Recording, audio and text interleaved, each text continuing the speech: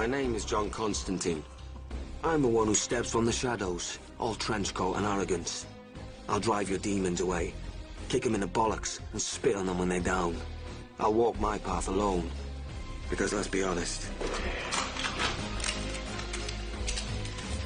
who'd be crazy enough to walk it with me?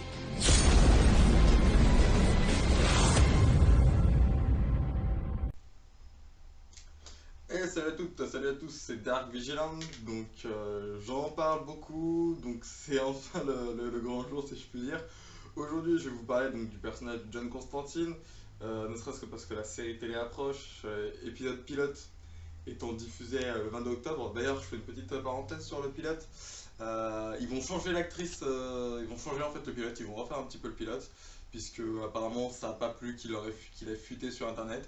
Donc ils vont complètement changer, ils vont changer l'actrice féminine, ils vont changer l'histoire, enfin ils vont changer plein de trucs. Donc le pilote qu'on a vu ne sera pas existant je pense. Voilà. Mais donc on va donc partir, on va faire tout un espèce de petit topo sur le personnage. Donc alors le personnage de John Constantine est un personnage donc, de fiction principal de la série de comics Hellblazer publiée par Vertigo qui est une filiale de DC Comics. Donc c'est un espèce d'anti-héros spécialiste de la magie noire et de l'occulte. Il se caractérise par son trench marron, sa clope qu'il a toujours au bec, allumée de préférence. Et il se caractérise aussi par son caractère par moments sarcastique et par moments méprisant envers les autres. Il est apparu pour la première fois dans un numéro de Swamp Thing, c'était même le Saga of Swamp Thing numéro 37. Donc il a été créé par Alan Moore, grand maître des comics. Donc c'est un détective du paranormal, il est magicien, hypnose et peut contrôler les esprits. Donc voilà, ça c'est un peu pour le personnage en règle générale. Et donc il fait partie de la série Hellblazer, comme je l'ai dit. Donc il a commencé dans les pages de Swamp Thing, la créature du marais pour ceux qui ne parlent pas anglais. Et ensuite il a eu sa propre série donc sous le label Vertigo, qui est la ligne un petit peu plus adulte de DC Comics. Donc alors, Constantine, c'est un peu l'opposé du Docteur Strange chez Marvel. C'est un magicien alcoolique, fumeur, qui jure, vivant au contact de la classe un peu plus pauvre de la société anglaise, oui parce que Constantine est anglais et non américain. Son apparence s'inspire légèrement du chanteur Sting, il est vêtu tout le temps avec son trench marron, apparu au milieu des années 90.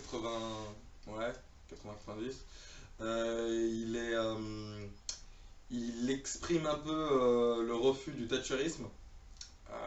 C'est un peu ce qui a poussé Alan Moore à le mettre en avant, tout ça. Par la suite, le personnage vit en Grande-Bretagne, il vit aux États-Unis, et c'est comme ça que sous la plume de Brian Azzarello, il a un moyen de présenter un petit peu les ravages du capitalisme contre les classes les classes sociales un peu plus faibles, entre guillemets. Concernant la biographie du personnage, alors le personnage en lui-même, il est originaire de Liverpool, sa mère est morte à la naissance. Durant sa jeunesse, il fait partie d'un groupe de punk, il va un petit peu s'intéresser à l'occulte, tout ça. C'est d'ailleurs dans cette période qu'il rencontre un de ses amis, donc Chaz, son meilleur ami, son chauffeur aussi. Et c'est durant cette période qu'il va avoir sa première véritable expérience avec le monde de l'occulte. L'accident de Newcastle, qui a été un désastre, qui est très bien mis en avant dans la série télé. Et donc c'est en fait là que il va découvrir une jeune fille qui s'appelle Astra, qui avait été attaquée par un démon, tout ça, donc c'est juste excellent. C'est vraiment, ces événements sont vachement bien décrits dans un flashback dans le Hellblazer numéro 11 en anglais, et c'est suite à ça qu'il finira enfermé à l'asile de Ravensker, qu'on a pu voir au début du pilote. Donc alors, le John Constantine de Hellblazer, les premiers numéros de Hellblazer font apparaître un John Constantine qui maîtrise parfaitement ses pouvoirs, capable de tirer de nombreuses ficelles pour arriver à ses fins. Il a un petit côté manipulateur qui est très bien mis en scène d'ailleurs dans le premier épisode de la série télé. Dans les premiers arcs de la série, on le voit maîtriser un démon qui possède des êtres vivants, enfin bref, c'est vraiment très très bon. On voit aussi combattre l'armée de la résurrection, ainsi qu'un démon qui s'appelait Nergal, qui est très bien mis en scène dans la série télé aussi. Donc voilà, c'est vraiment à la base un personnage qui arrive en fait à manipuler les autres jusqu'à l'accident de Newcastle où ça va le détruire.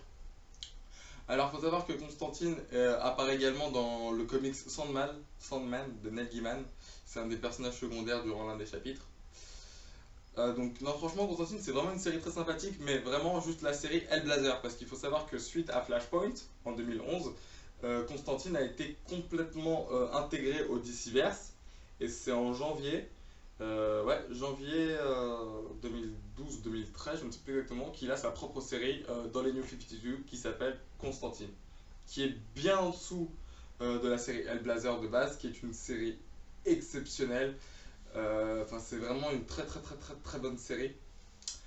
Moi personnellement, ce qui m'attire le plus, c'est ce personnage et ce qui attire le plus de gens, c'est ce petit côté série d'horreur, humour noir, un peu avec un aspect un petit peu politique, comme je dis, d'où le fait que Constantine soit un petit peu le refus du thatcherisme.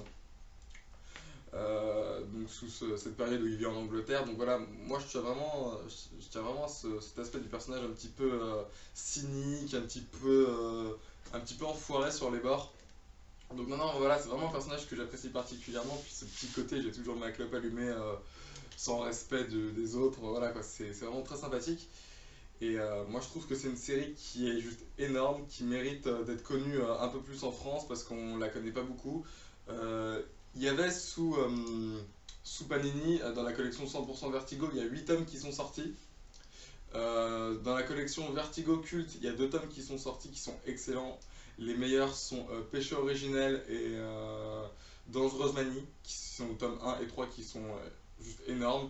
Dans la collection, toujours chez Panini, Vertigo Big Books, on a l'arc Retour aux sources qui est énorme. Et chez Urban, il n'y a que 2 tomes qui sont sortis. C'est Hellblazer, donc ça s'appelle dans la collection Vertigo, les dossiers de Hellblazer. Il y a le tome 1, Mauvais Sang, et le tome 2, Pandorum, qui sont sympathiques, mais beaucoup, beaucoup, beaucoup moins bien que les précédents, cités précédents. Donc, en parlant de Constantine, on ne peut pas parler de Constantine sans parler de ça, qui est pas ce qui s'est fait de meilleur sur le personnage. C'est vraiment dommage. Sans compter que Keanu Reeves, qui est à la base un acteur très bon, bah là il nous fait un Constantine un peu naze. Je suis désolé pour toi Keanu, mais là t'as foiré. Il a bien ce petit côté enfoiré, tout ça, mais enfin je sais pas. Le scénario manque de profondeur, ça manque un peu de tout quoi. C'est un peu dommage. Il n'y a pas beaucoup de références faites aux comics Constantine à proprement parler. J'ai juste l'impression qu'ils ont pris le personnage et qu'ils ont fait leur truc à eux quoi. Bah ça a fait, comme j'ai dit, ça a fait donc cette adaptation cinématographique est inspirée de l'arc narratif Dangerous Manie, Dangerous Habit en anglais. Donc voilà, c'est vraiment ce qu'on peut faire de pire sur le personnage. Ça peut vous donner un aperçu de ce qu'on peut faire de pire sur le personnage avec un arc qui à la base est très très très très très très bon. Je ferai un jour une vidéo spéciale sur sur les plus mauvais films de comics. Bien évidemment, Constantine se décline dans plusieurs autres médias. Il y a le jeu du film. C'est pas le meilleur jeu au monde, hein. Mais bon. C'est pas le. Donc voilà, le film et le jeu. Je serais un peu intéressé. Mais c'est pas voilà, c'est pas ce qui te fait le meilleur. Moi je vous conseille vraiment de lire la série Hellblazer. Parce que la série Hellblazer c'est vraiment ça qui en gros est marquant du personnage. Parce qu'on peut retrouver Constantine en France dans les DC présentes. Et aussi récemment on peut le retrouver dans le DC Saga présente. Dans le DC Saga présente hors série, donc suite à Forever Evil. Où on voit en fait le personnage de Constantine face au syndicat du crime.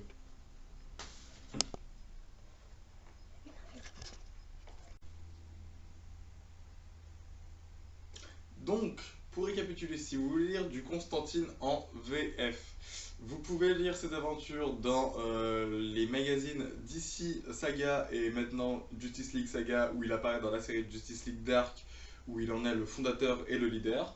Vous pouvez également lire ses aventures dans le DC Saga présente Forever Evil, où il y a la série Justice League Dark et la série Constantine.